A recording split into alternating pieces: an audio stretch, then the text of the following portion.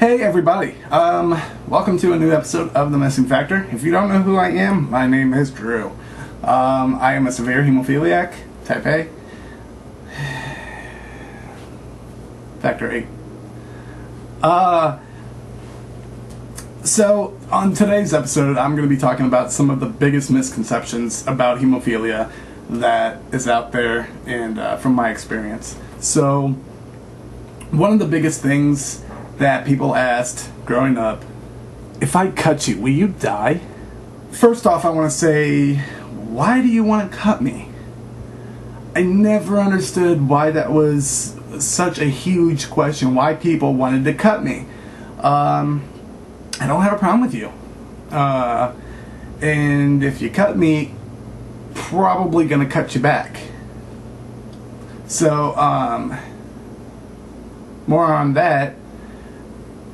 If you cut anybody deep enough, you'll die. Just kind of laws of the nature. But all in all, hemophiliac, you cut them deep enough, they're going to bleed a little bit more than the average person will. But you know, a slight nick or something like that, they will clot over. Just almost as fast as a norm. But don't try it. Don't just go out and cut a hemophiliac. It's just bad. It's bad etiquette. How do you get tattoos if you're a bleeder? So I got this one quite a bit. I have 8 tattoos, and a lot of people really wanted to know, how do I get tattoos? A couple of my tattoos that I have gotten did bleed a little bit more than they should have. But all in all, as long as you infuse before you do anything, you're good. The factor you infuse with is like a magic potion that makes you normal. So, as long as you infuse, for instance, there was a professional hockey player that was a severe hemophiliac, and he just infused before he went out on the ice. So, yes, you can. I don't remember what the question was. Can you die from a bleed? Yeah, you can. Probably the most dangerous bleed that we can get is a brain bleed, and that would be bleeding into the brain. What? I know. So, a lot growing up, when I hit my head, you'd be like, if there was a bump out, then it was pretty much okay. If there was no bump, kind of had a problem, because that meant it was bleeding inward. So brain bleeds are really, really dangerous. You hit your head. It is so crucial to infuse immediately and either go to the ER or call your hematologist, because you're messing with your brain, and you only got one of those, and they're like delicate or something. I don't know, but you definitely want to stay on top of that, because you're kind of getting into the concussion area and everything else. So don't mess with it. Major organ bleeds are also pretty dangerous. Abdominal bleeds can be dangerous. Any type of bleed that you have that you don't treat is dangerous. You might not necessarily die, but every bleed that you get, you are damaging something. Mostly your joint.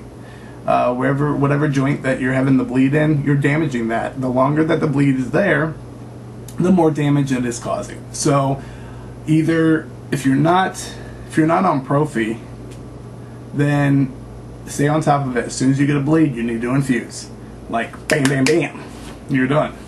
How can you be on crutches one day and not the next? Faker.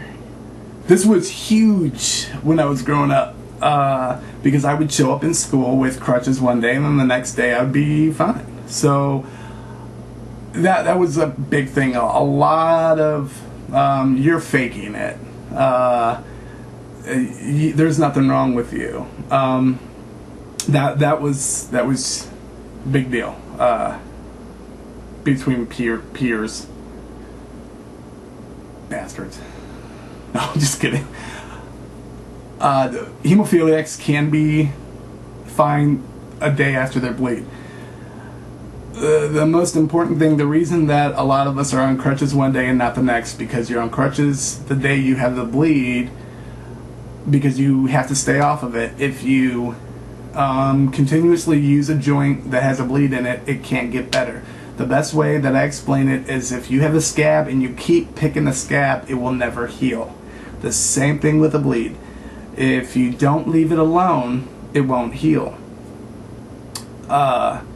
So immobilizing the joint and wrapping it, and a lot of times ice is really helpful to keep the swelling down. So yes, that was very big on showing up to school with crutches one day and not the next. So yeah. What does a bleed feel like? I got this one quite a bit too.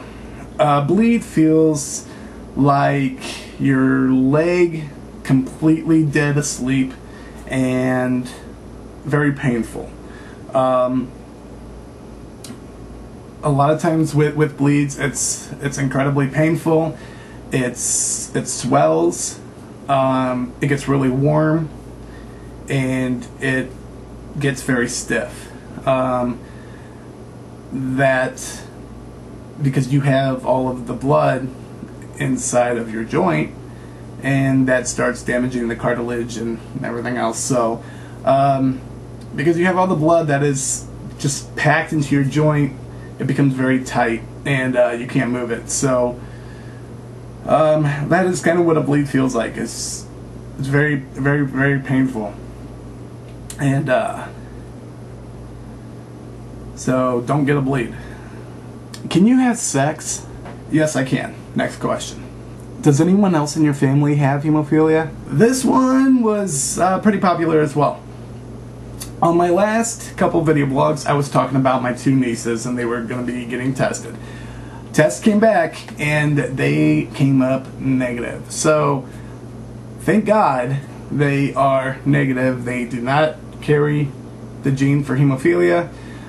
So that means that takes me to a mutation of the genes. So I was a freak accident. I don't know if I was a freak accident with a pregnancy. Too late, I'm here now, right? Ha! So in other words, it is nowhere in my family. The hemophilia gene is nowhere in my family. It was just the flip-floppity flop on me, and I got it. So like I say, or like you may know, hemophilia gene is always carried in the woman. So thanks, ladies. So those were just some of the questions that I always got asked. If you have a question that you have thought up and you want to know, let me know. And if you're a hemophiliac watching this and you had some other questions that were asked to you growing up, please let me know. I'd love to hear your stories and everything else.